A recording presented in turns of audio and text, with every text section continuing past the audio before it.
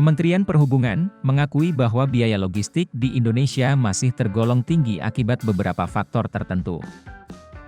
Adita Irawati, juru bicara Kementerian Perhubungan menyampaikan, kondisi geografis Indonesia yang merupakan negara kepulauan dengan wilayah yang luas menjadi tantangan tersendiri dalam melakukan pengelolaan logistik.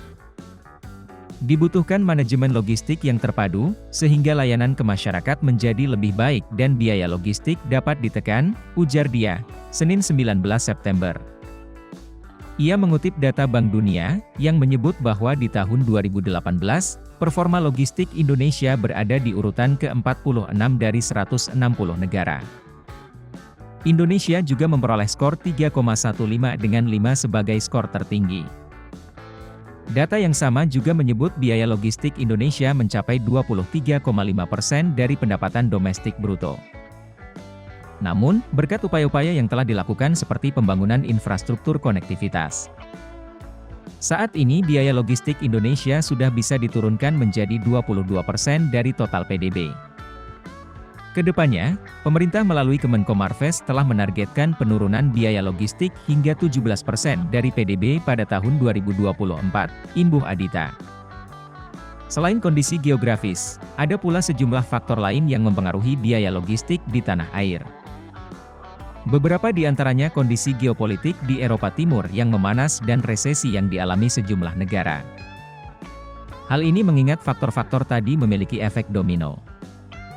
Tingginya biaya logistik juga dipengaruhi oleh kondisi pelabuhan di Indonesia yang masih menjadi feeder.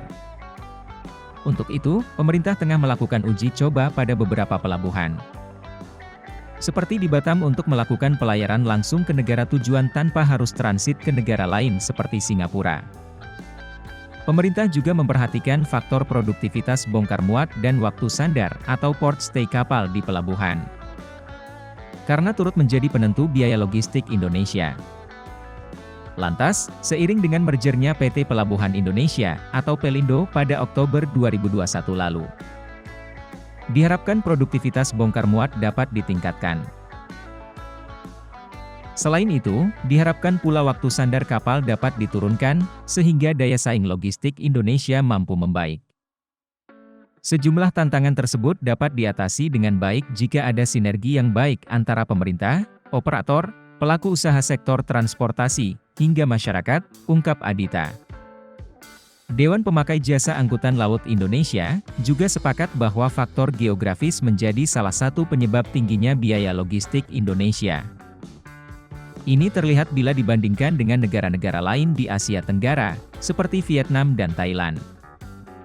Belum lagi, biaya-biaya lain di luar aktivitas kepelabuhan yang ada di kedua negara tadi juga lebih murah bila dibandingkan Indonesia.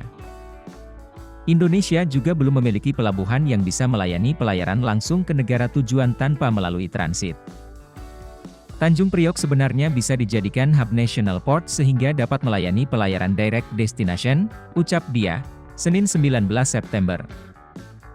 Depalindo juga menyebut bahwa perlu ada perbaikan birokrasi antar lembaga pemerintah, sehingga pelaku usaha dapat lebih mudah mengurus administrasi seperti kegiatan bongkar muat logistik di pelabuhan.